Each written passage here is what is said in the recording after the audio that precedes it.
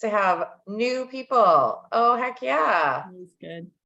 I love it. I love it. Hi, welcome to Tuesday training. It's so exciting. We have a custom time today and it's even more exciting. And yeah, last week we all voted that we're going to come a little bit early today. So thank you for those of you who are here a little bit early. Maybe it works. We'll have to see. There's no perfect time for a gaggle of practitioners to all be client free in the middle of the day or the middle of the night if you're in Australia, which I totally get. But welcome, whether you're here live for Tuesday training or whether you're on the replay, welcome. I'm so glad that you're here. It's one of my favorite times of the week. We get to just casually chat, shop, shop talk, but like learning while we're going at the same time. So for those of you who've not been here before, I'm your host and your trainer for the hour. I'm Gina Schatz, the developer of the Schatz Method. I work clinically as both a manual and a movement practitioner, and I train other fabulous movement and manual practitioners to be superior, spectacular, out of the gate experts. I make them fantastically awesome, niche specialists. These are all words that I've heard just this week. So I'm kind of enjoying all of them. So that's what I'm up to. That's why I'm here and who I am. And I would love to know who you are and who's here. And thank you for those of you who are on the replay. You've been leaving me love notes in the comment section, which I love, because then I know that you were there, and I kind of reflect back on like feeling like we were there at the same time, but we're not. So please feel free to leave me your comments in the chat. Or in the comment section if you're watching on replay. Or if you're here live with me and you're on Zoom, feel free to use the chat, especially if you can't come on camera or off mute, which I get it. Sometimes we're in a treatment setting that doesn't allow us to do that, or we're driving. And my goodness, don't come on camera and be crazy about that. But if you are able to come on camera and off mute and, contribute to the conversation, it's always richer when we all participate. So please feel free to come off, whatever device restrictions you have, and join in fully. So it's not really a spectator sport. It's kind of like a team meeting. So, we need you. Your presence here matters. And so one of my favorite team members here is Laurie. And I love, Laurie, that you have Anatomy Advocate on your name today. That's so good. So for those of you who were at the summit 2 weeks ago now, 2 weeks ago today was our first day of our 3-day annual summit, which was amazing. If you were there, leave me a note. Let me know that you were there and what you liked about it, who your favorite speaker was, or your favorite takeaway. Even better, I'd rather know what's in it for you. So please leave me a note. But for those of you who were there at the summit, you saw my anatomy advocates. They had their fancy backgrounds that Laurie made. She's our amazing practitioner and our secret tech graphics guru in the back. So she makes all the pretty things happen. So you might have seen Laurie and our other advocates there. And they are always here for you, by the way. I had some questions come in. Laurie, you might have some of these as well. I had some questions come in from some of our colleagues, what's the cost for the advocacy? What you guys, I can't even express to you. There is no cost. My advocates, and I'm possessive, they're mine. I'm lucky enough that they like me to be on a team with me. They volunteer. They totally volunteer. Their intention, I'll let you speak to it, Laurie, if you want to. But my experience of the team is their intention is to support our industry just like mine. So I've been sort of, I guess, wet noodle whipping them for a while about how we all get to survive and we get to be excellent and we get to be confident about that. There's no competition because there's more people that need us than there are those of us to serve. I mean, if you've been with me for 5 minutes, you've heard me say at least one of those things. It's like a broken record because I mean it. And so my advocates are, they're on board. They're like, yeah, gee, we totally see it now. And how can we help?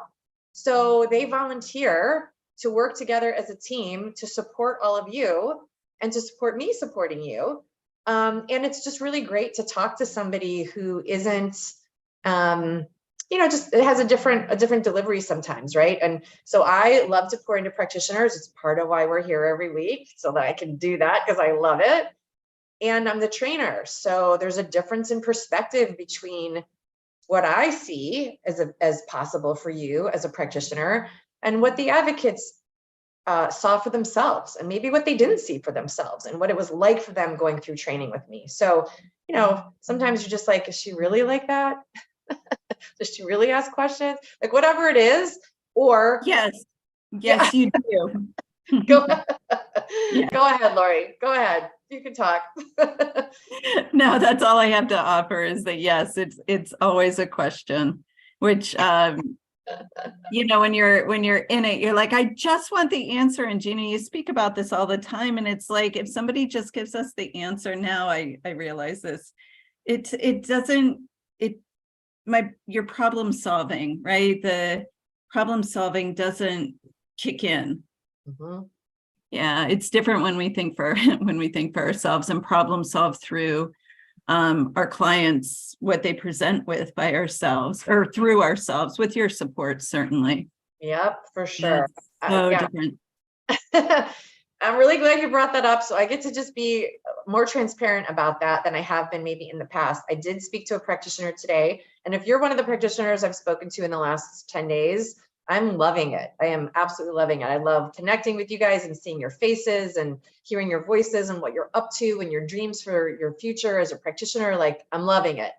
And one of the practitioners I just spoke to yesterday said, I really want to talk to one of your mastery graduates who she'd seen in one of our previous trainings, because she said it was really stressful. Like, I appreciate you, Gina, but like, I don't want to be stressed out. Like, you just like never give an answer. So let me just qualify.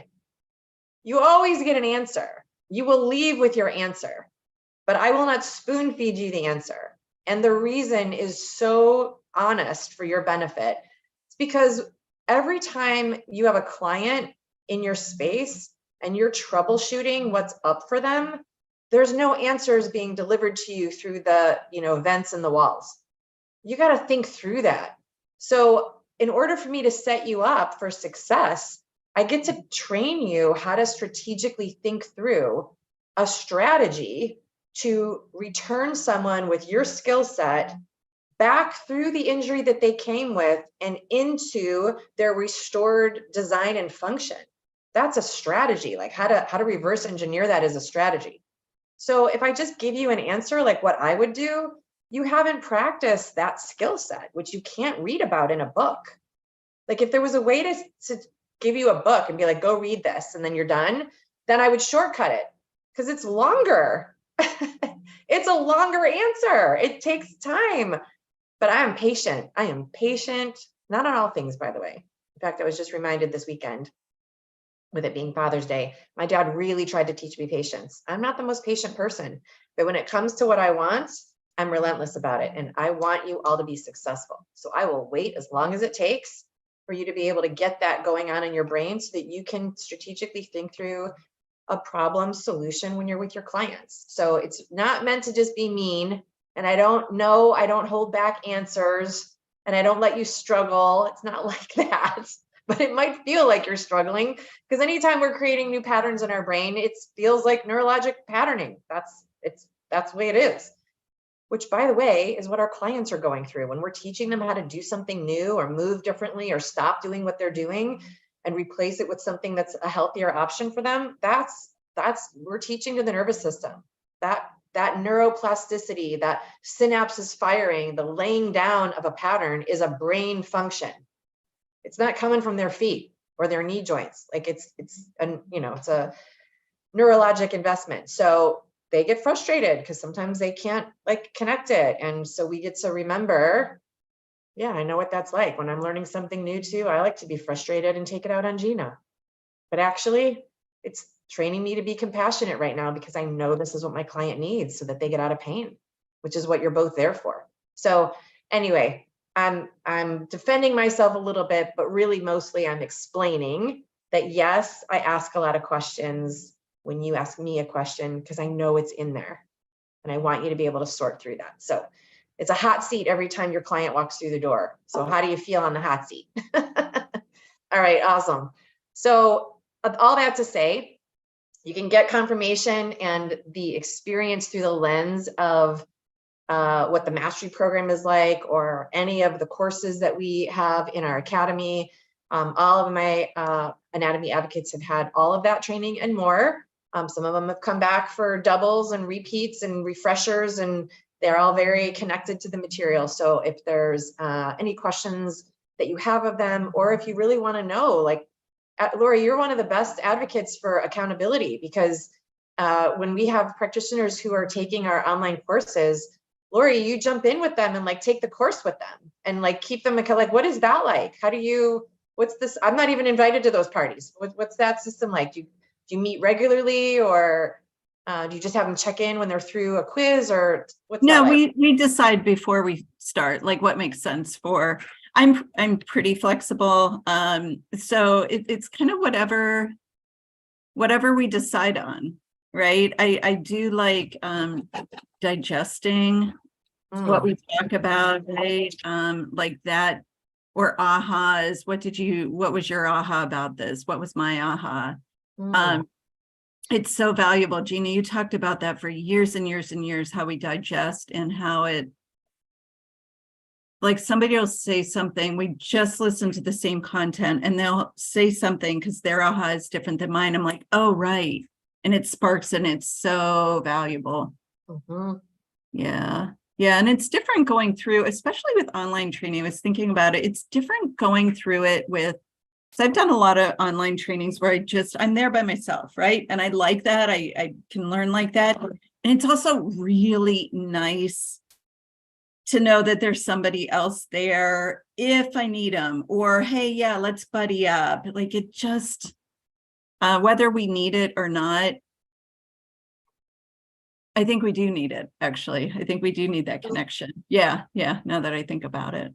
Yeah, we're interdependent by design. We know that if we know our physiology. So yeah, absolutely, we need to have connection for sure. And I just talked to a different practitioner, comes to mind. I just talked to them yesterday. And if you guys know who you are, then you know who you are. I won't drop names, but and that practitioner said, I don't even necessarily need anybody's help. Just knowing that they're there, like they call friends and have them on the phone, just phones on the counter though. And they're like, I get more done in my house when I know I have a buddy with me. And I totally relate to that, right? Like I might be struggling through some content or really wrapping my brain around something that's conceptually challenging me, which is what we all want when we want to be experts. But knowing that I get to go check in with someone and either be sabbed because that was really stressful, or celebrated, like I freaking aced the test. I didn't even think I knew that. That is just a game changer. So I love the world of online because it gives us a lot of flexibility and options, but I'm a people person and it's a brain game. So we get to support our brain growth with each other. So that's another perk of being in touch with the advocates. Laurie's the one that does the most accountability, I guess.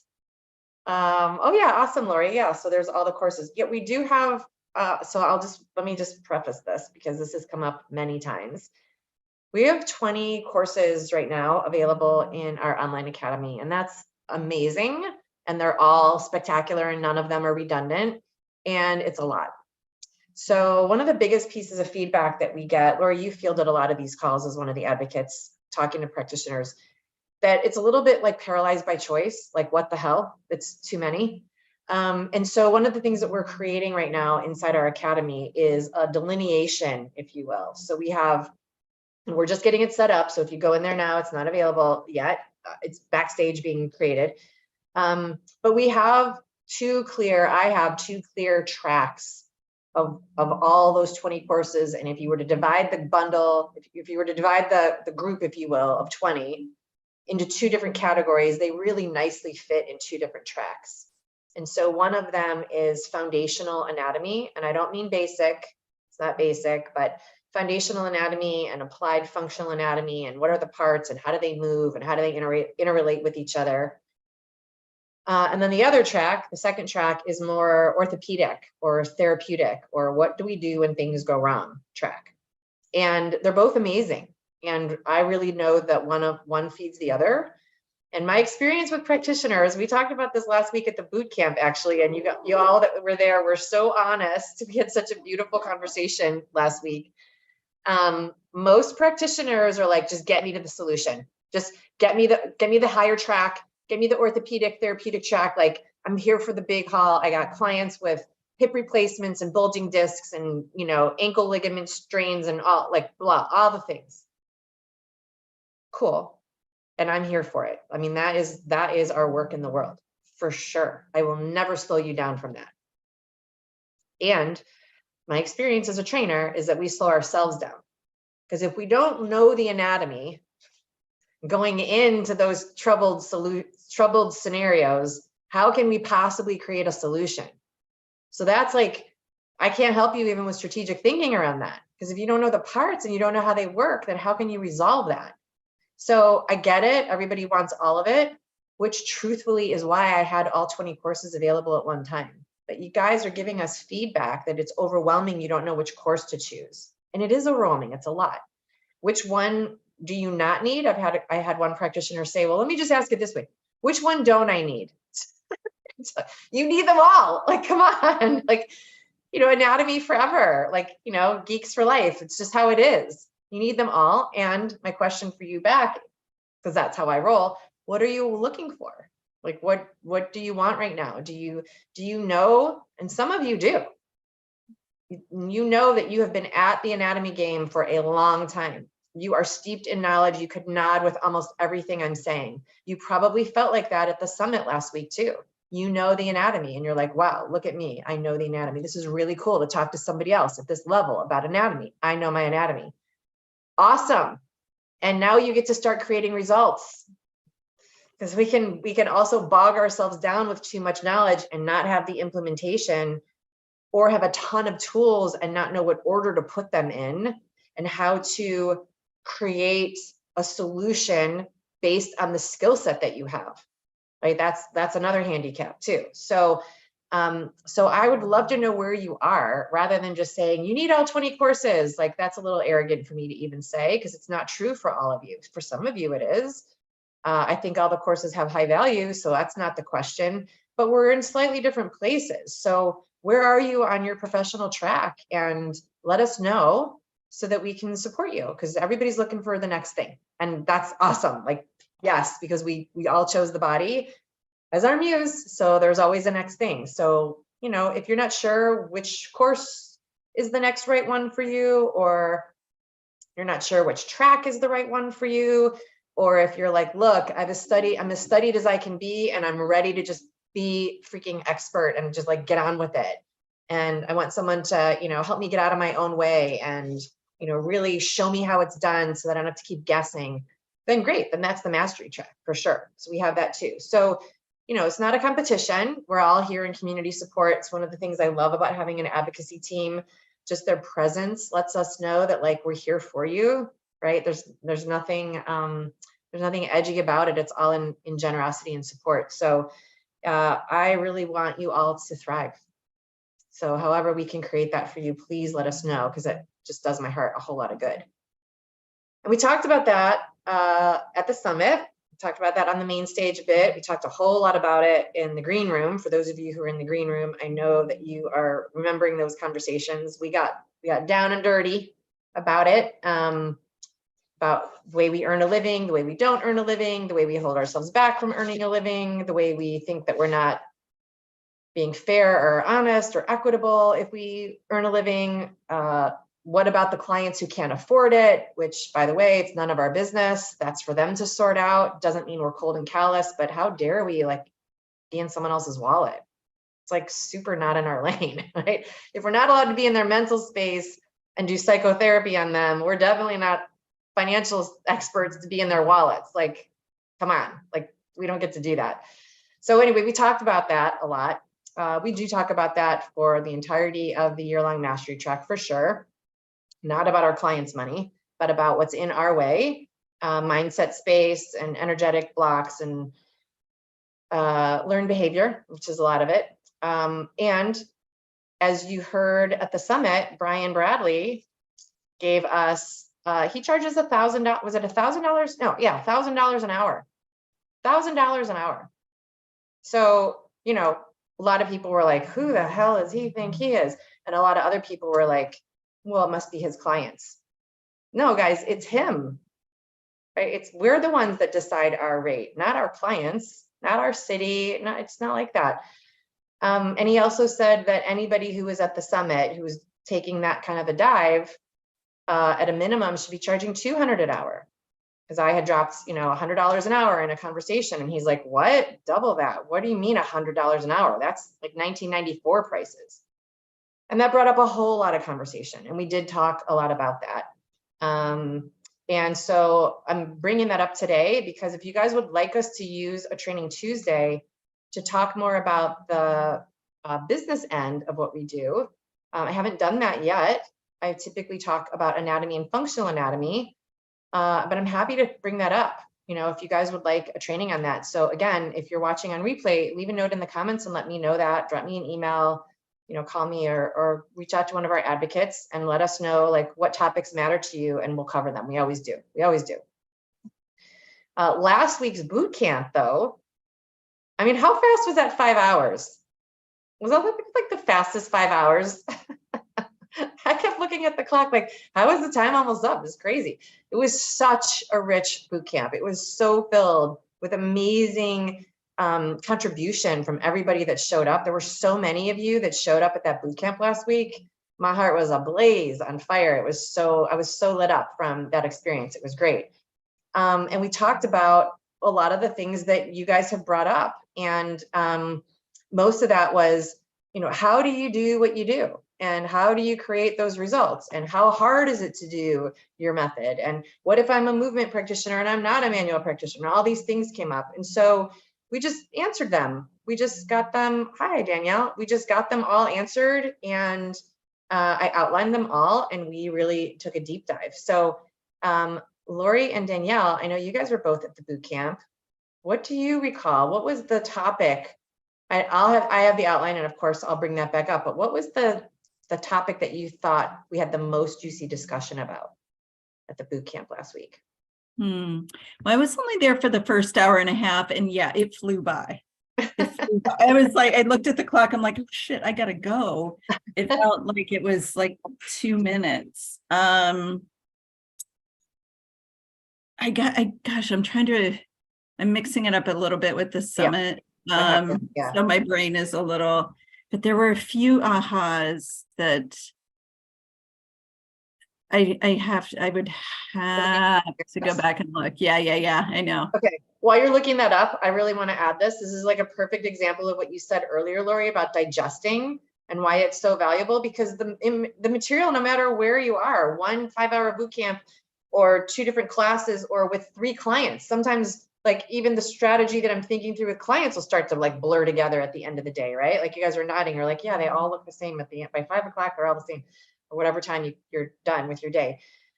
So that digestion really helps our nervous system create clarity, because if we don't have clarity, we can't create the results.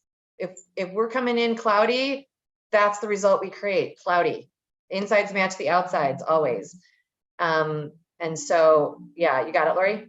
Yeah, I got it. And I can't believe I forgot it, because it's been on my mind for like, when was boot camp? Was it last week? It was a week ago Wednesday, yeah. It was a week ago Wednesday, and it's so landed with me, and it's still landing with me. And anyway, I had a little cramp about the that the competence creates confidence, and the knowledge plus implementation.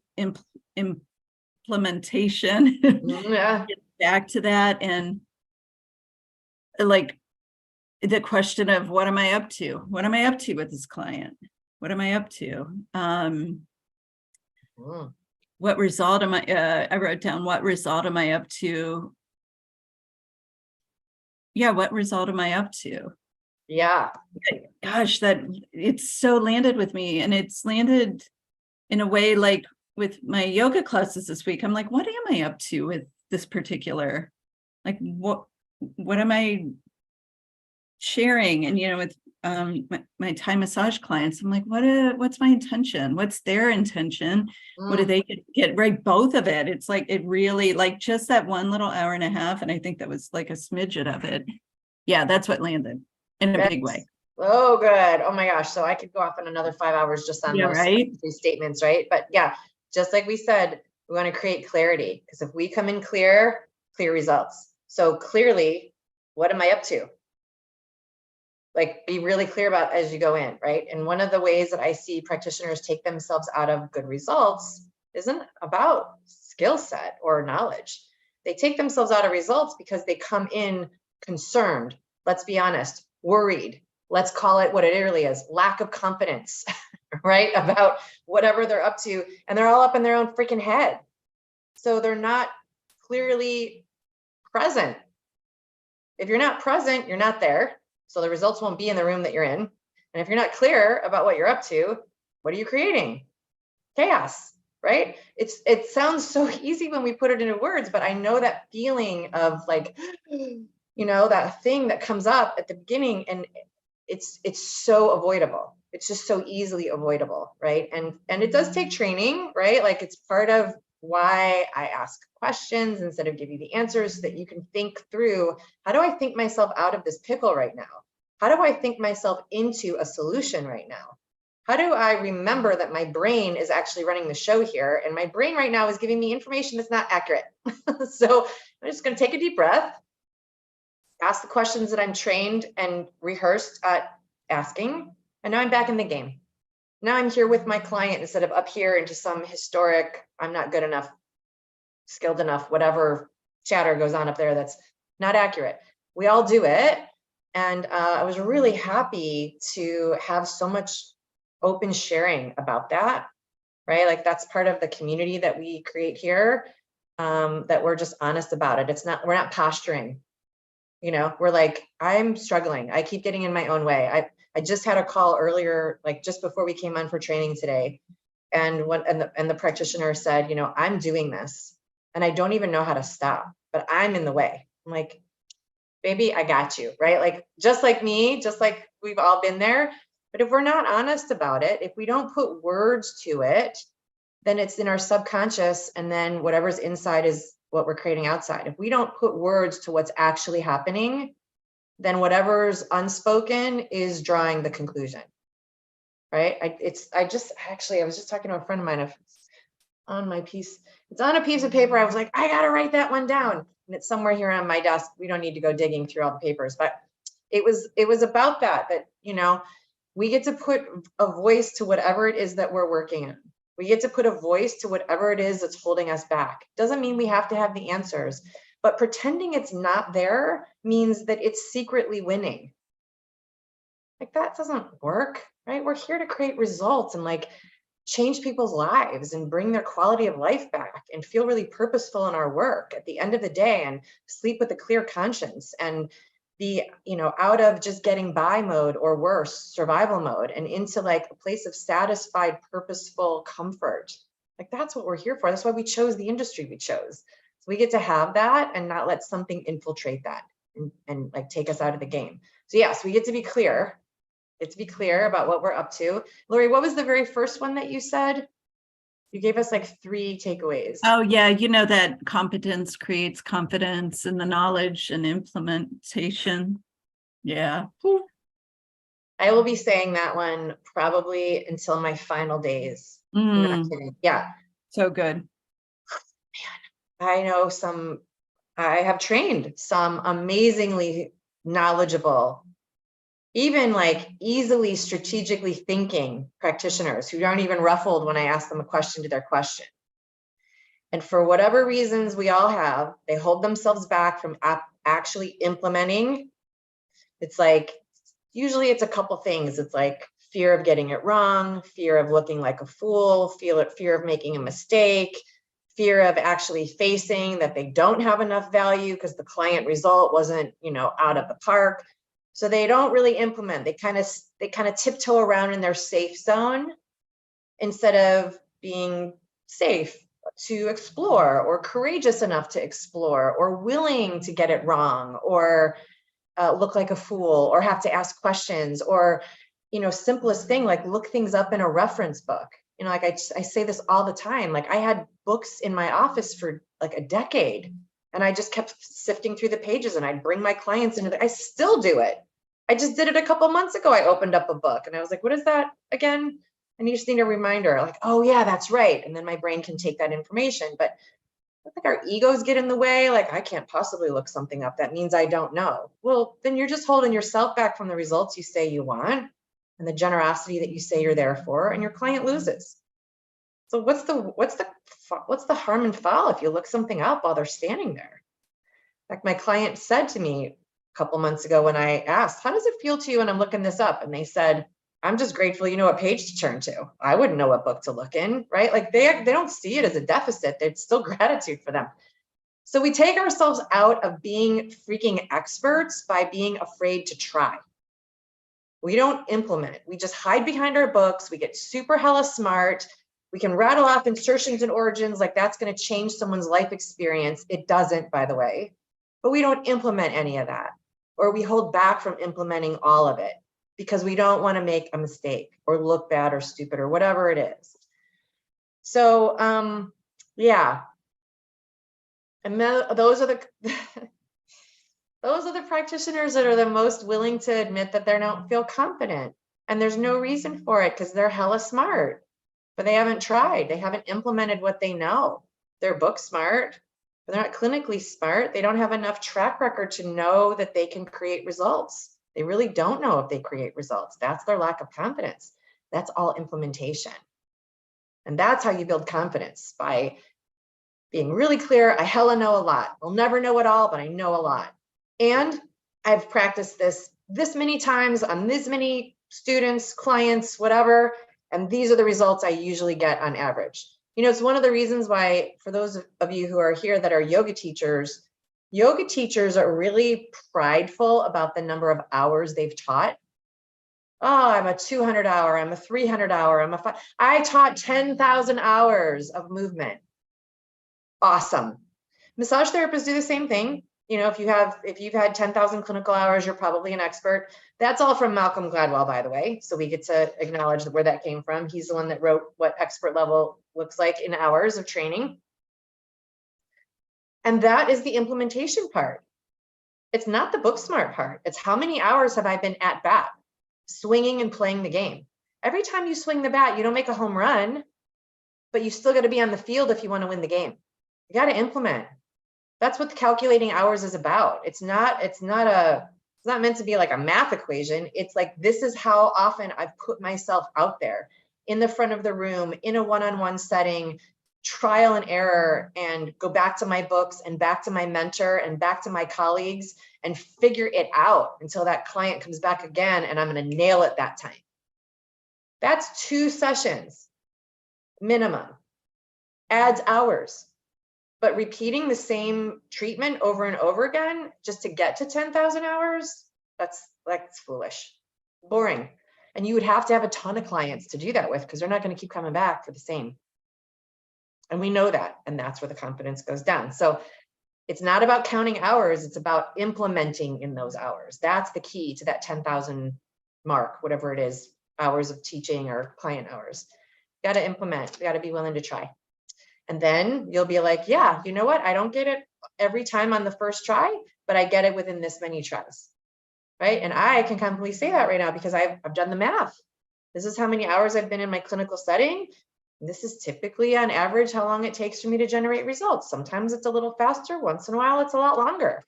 But on average, I can tell you what it is. And clients are like, oh, okay, there's a parameter there. I know what I'm up to here. Cool. And that's where the confidence comes from. So that was a lot, Laurie. I can go on. I could take all of your points and just elaborate on them, because it's kind of the concept that we had last week. It was just gold. It was gold nuggets for 5 hours and expanding on them. Yeah, I loved it. And Danielle, did you have a takeaway? It looked like you were ready to share too before. Yeah, I was there about the same time as Laurie. So I got the first 2 of the 4 pieces to create results. But that second piece, the using the tools that support what you're up to, I think that was huge for me. I feel like that's kind of where I'm at in my mastery practice. Like, I keep saying the why. Okay, let's do this, but why? Let's do this, but why?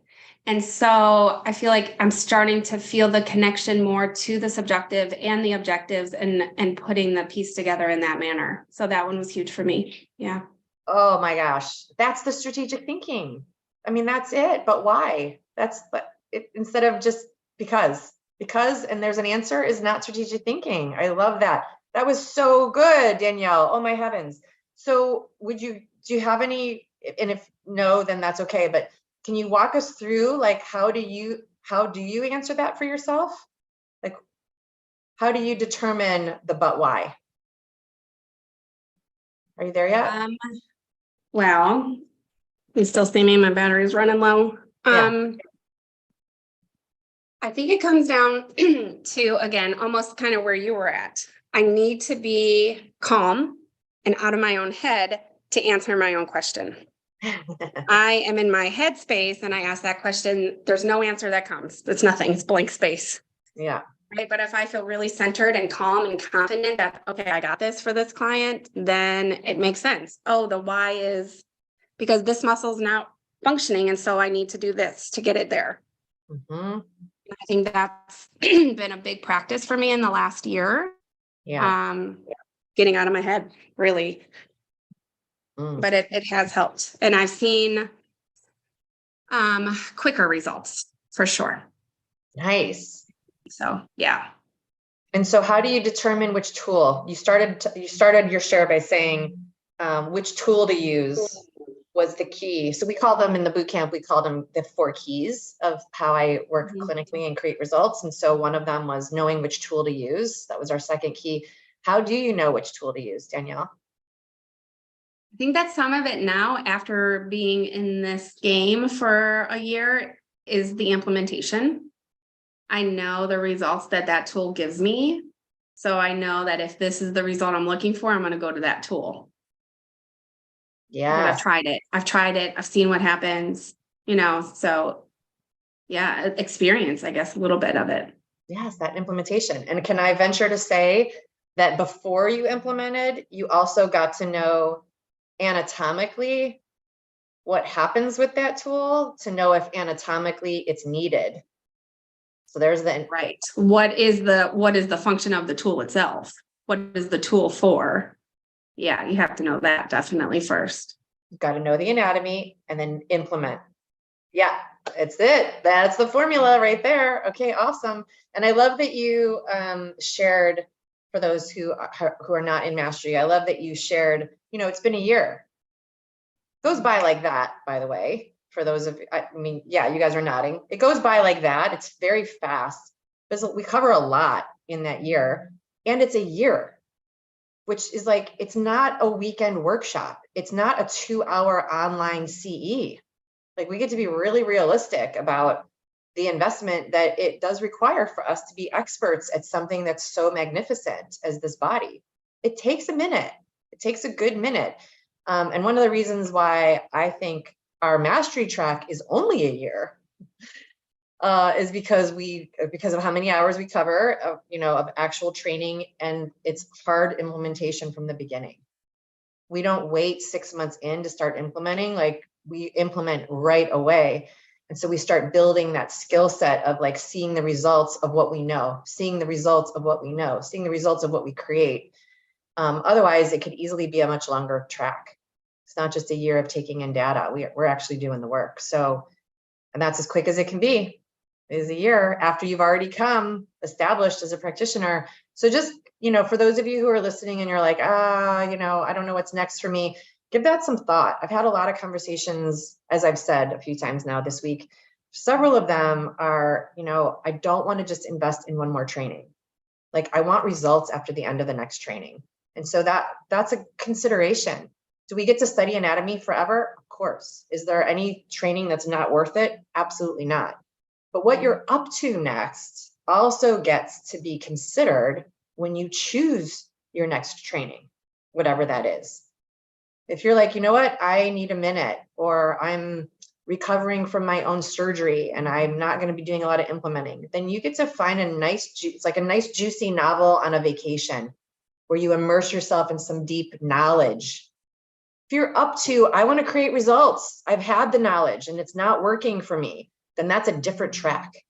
You get to find a place where you're implementing, not just learning more, and everything in between, right? So be really honest about what you want next and then choose accordingly. And I would say also, one of the things I'm hearing because all of you that I talk to have, I mean, you're all like certified up the wazoo, right? You've all been training for eons. I would say be more discerning about what the program or the certification or the training or the workshop or whatever course, whatever you're embarking on, be really honest and ask enough questions to really know the answer about what results that provides. And most trainers, I'll just be honest, most trainers are teaching knowledge with a little bit of practice, which is not the same as implementing. And how could it be? If it's a weekend workshop, how could you possibly implement on the next 10 clients who have whatever it is that you trained on, shoulder, knee, hip, and then be able to come back and talk about what the implications are of that implementation? It doesn't happen in a weekend training, guys. So if you really want that kind of results, I want to implement and I want results. Be honest about the training you're looking at. It's not going to happen in the next online course. It just doesn't. And there's nothing wrong with online courses. I have 20 of them myself. But that's not really where you learn the implementation part and like up-leveling your own skill set and results. Different. So I wanted to offer that. Thanks for sharing, Laurie and Danielle. I love it. Rhonda, I believe you were at the boot camp. No, were you there for some of it or all on replay? Were you at the boot camp last week? I feel like I saw you a lot in the last week. You were? Yes. Yes. Okay. Awesome. I had to leave at 2:00, so I watched. I'm up to the last hour on the last video, but I haven't gotten through the end yet. Okay. Awesome. Would you be willing to share what your takeaways, what your top, like, did you see as part of the conversation is the question I asked the others that are here today. What was the juiciest conversation on that boot camp? So I think it's the 4 keys. I have so many pages of notes. It was a juicy day. I'm telling you, you weren't even there for the whole thing. We had so much material in that boot camp. It was so fun. So certainly the talk about mobility and function. I'm still paging through here to try even find my notes. I love it. I've got a whole notebook just for you, just for your material. I'm honored. Good. That means that we're providing value. That makes me happy.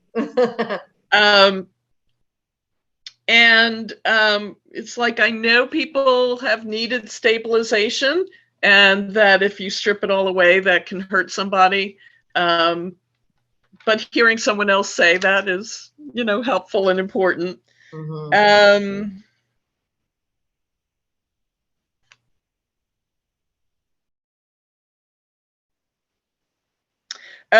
The part about when muscles are misaligned and they're not firing properly, people often see that as weakness, that it's not actually weakness, that it's overstretched and misaligned. And one of the things that I'm not sure if it was covered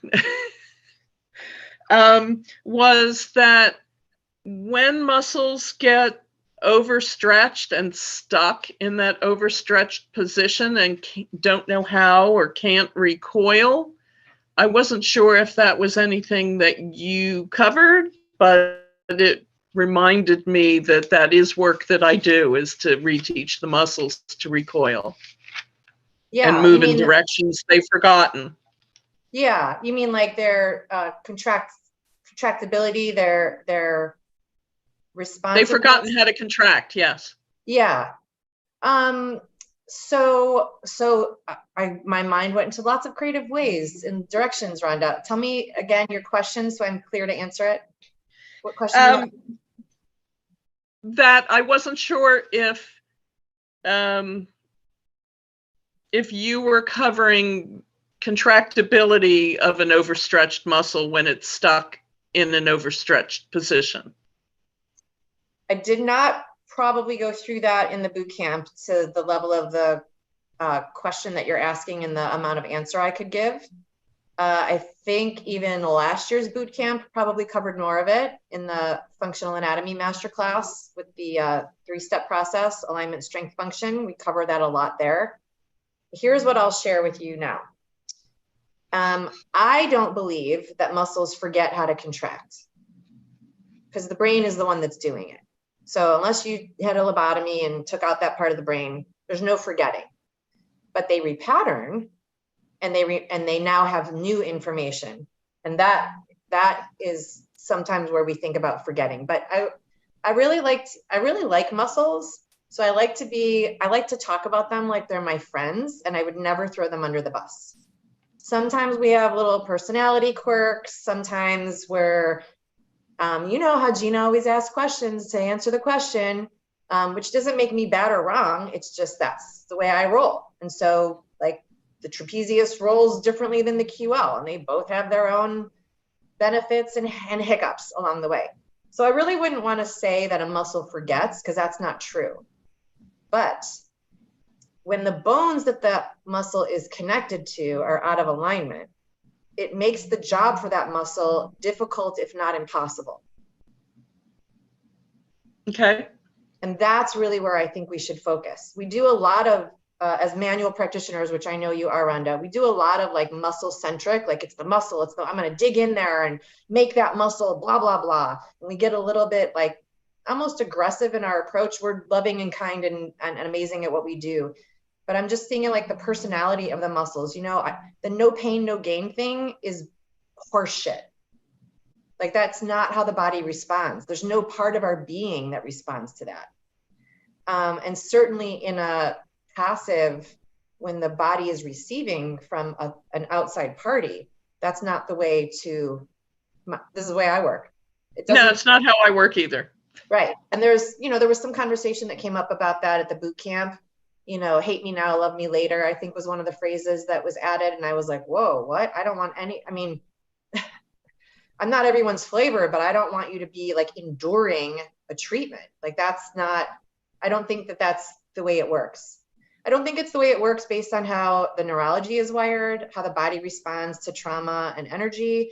And it's harder for us as well. And so if our viewpoint, if our vista in this time in our life is to create really awesome results with ease for both us and them, so we work less and they get more, then there's no room for aggressive type, you know, pin them down to the table and make them breathe 10 times type of treatment. There just isn't.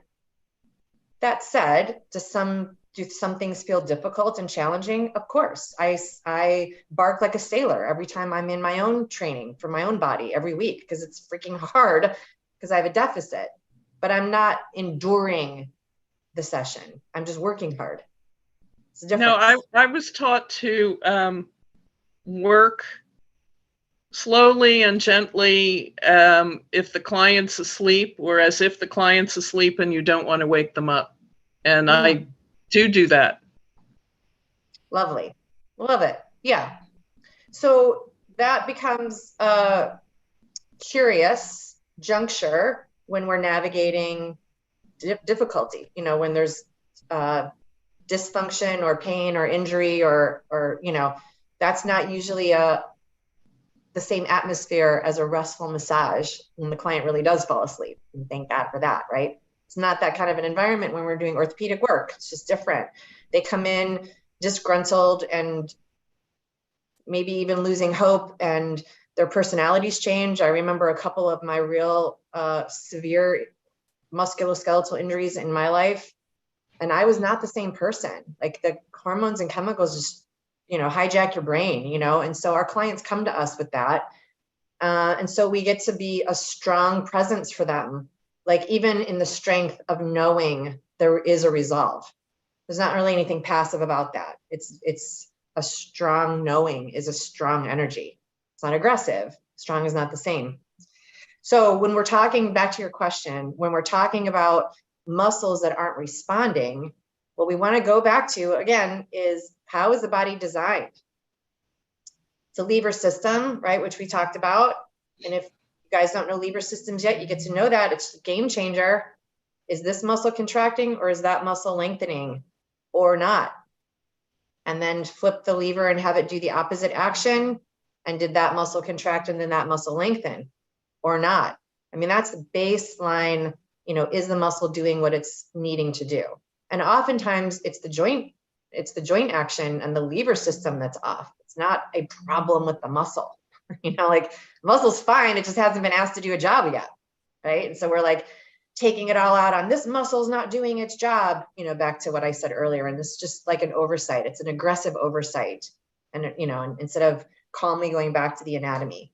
And when there is a misalignment, when the bones aren't aligned in their optimal design, which happens a lot, and you brought it up, Rhonda, in the context that we shared in the boot camp last week, especially with mobility constitutions, there's a greater chance of misalignment because there's just more movement between the bones at the joint. So alignment is not like, there's no need for high velocity, high impact chiropractic. Rawr. It's more like, how do I get those two dancing bones to like tango instead of free form, on the dance floor? It's just a different orientation between them. And that's really where our work is. How do you do that? And that's, we talked about a little bit of that at the boot camp, of course. That's the skill.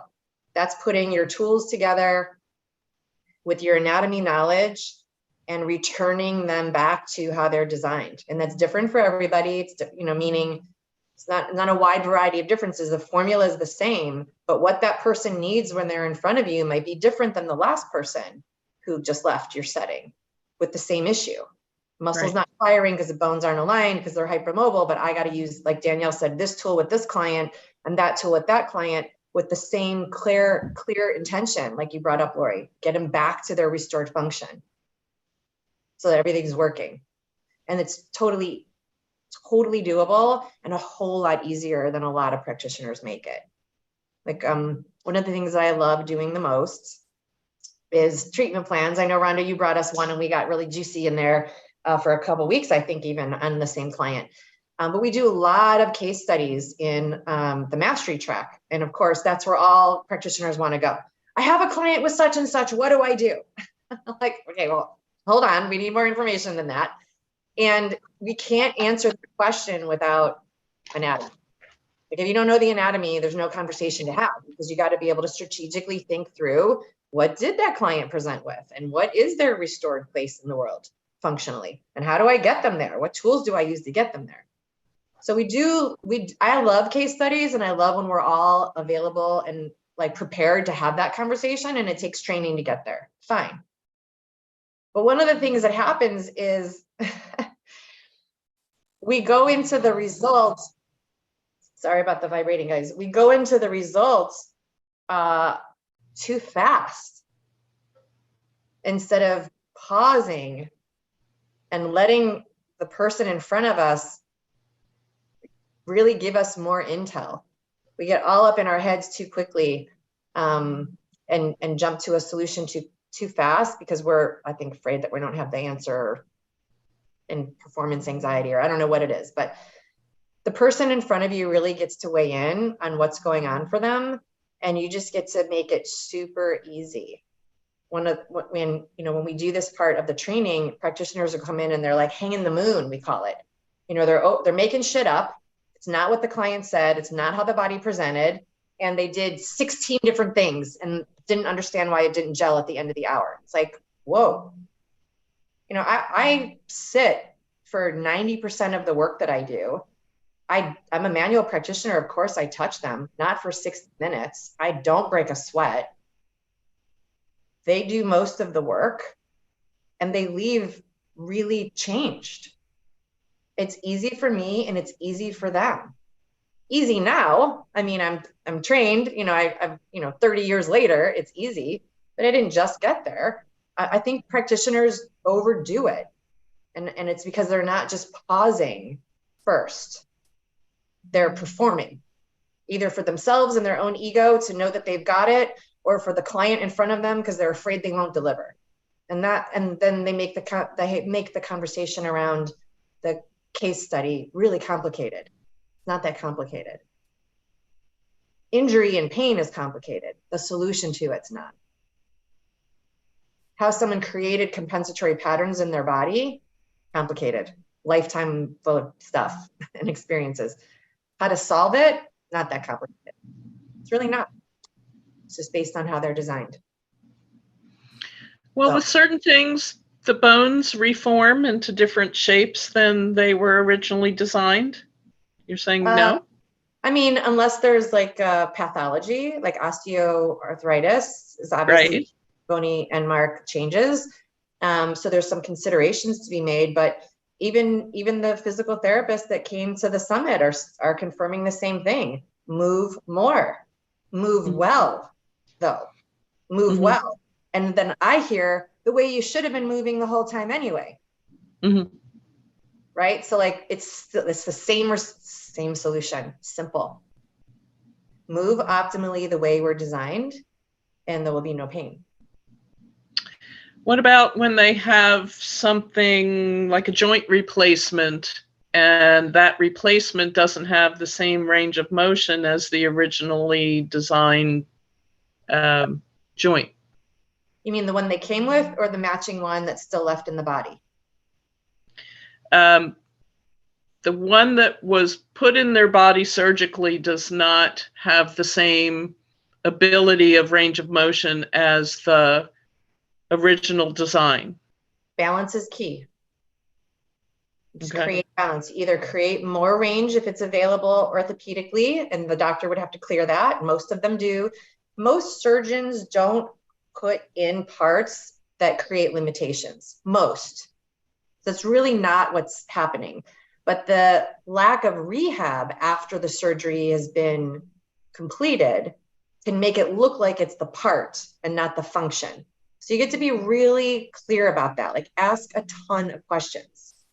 Push the limit. You know, you have to be safe to do that, of course.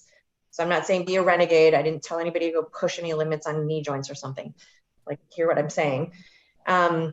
So we get to figure out, again, like Danielle said, why? Why is that joint not the same as the other one? What's the reason for that? I'll give you an example where it was done deliberately. I have a client who's crazy hypermobile. Her knees go backwards as she stands. I mean, painful to the eyes. It makes my eyes want to bleed. And she had a knee replacement. And the knee was put in a healthy range so that that column that supports that half of her pelvis was stable. They didn't put in a hypermobile replacement. Hello, who does that? I don't even think you can. Maybe you can. I don't know. Put in a regular one, like a healthy one. And the reason was because A, because that's correct. And B, she's probably going to need a second replacement on the other knee sometime down the line. So her, you know, they were reverse engineering, if you will.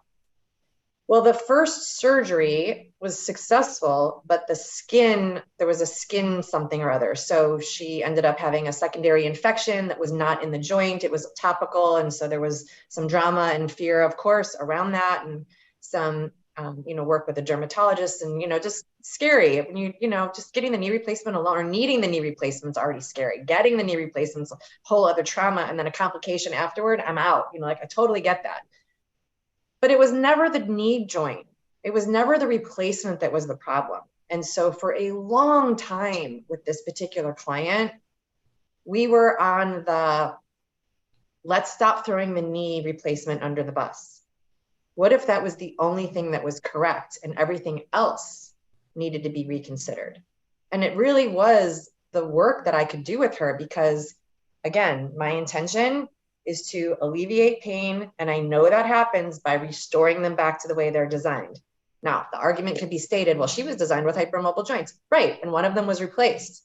So optimally, she wouldn't have hypermobile joints. She came with them. But if you have a chance to change that, wouldn't you?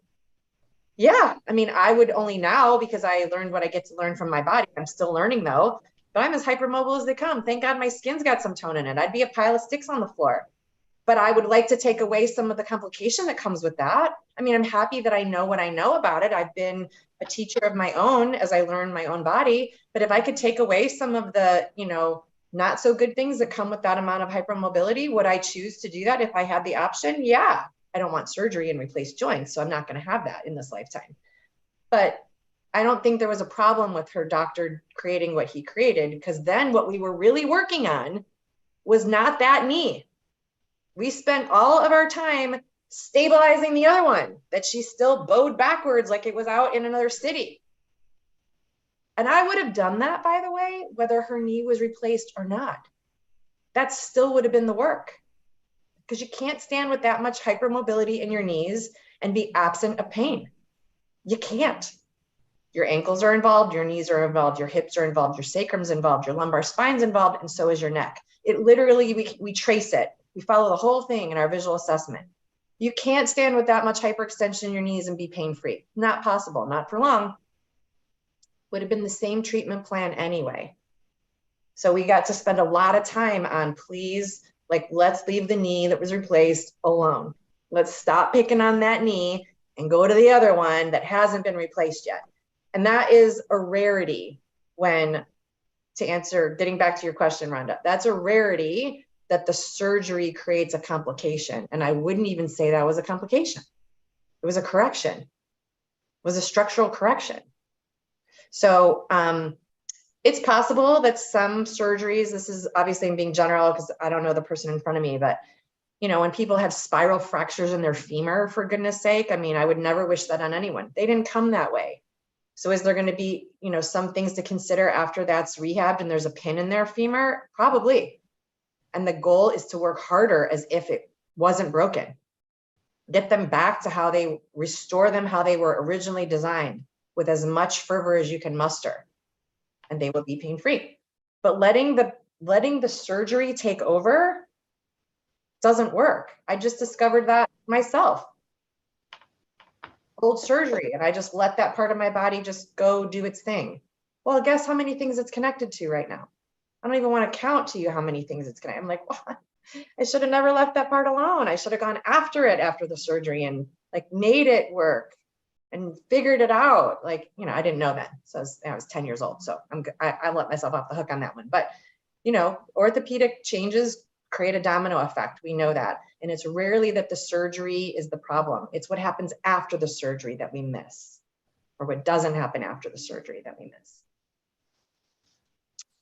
Okay, my loves, that was another fast hour. I have sufficiently created just enough cotton tongue to know that I talked for most of it. I would love to know if you have any questions. Did you guys have any questions that you came here today that I didn't answer? No, we got a lot of Rhonda's questions answered. Okay, good. I wanted to make sure that I left room for that. Okay, my loves. So next week, we're back to our regularly scheduled channel time of noon Eastern. I'm really looking forward to seeing you guys then and there. And if there's a topic that you want us to cover that you want me to come prepared to answer next week, feel free to drop a note in the comments, send me a little email. I love notes. You can send me a little email. Or drop it in the student lounge if you're in the student lounge. If you're not yet, please join us there because the conversation can always continue. And I'll see you guys next week. Good? All right. Continue to do great work in the world. See you next time.